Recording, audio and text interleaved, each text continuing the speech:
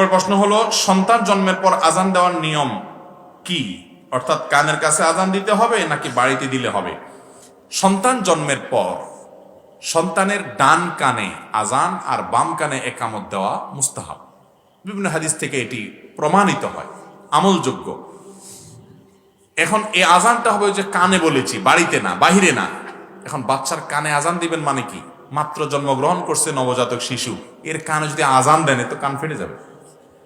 চিৎকার করে আজান না, এর মানে হলো আজান দিবেন কি, আজানের বাক্যগুলো শুধু তার কানে শোনাবেন। কেউ একজন কোলে করে ধরে রাখবে, আপনি তার কানের কাছে বলতে কানের কাছে মুখ করে না, যা সে শুনতে পায়, এভাবে আপনি আজানের বাক্যগুলো বলবেন ডান কানে, আবার বাম কানে একামতের বাক্যগুলো বলবেন।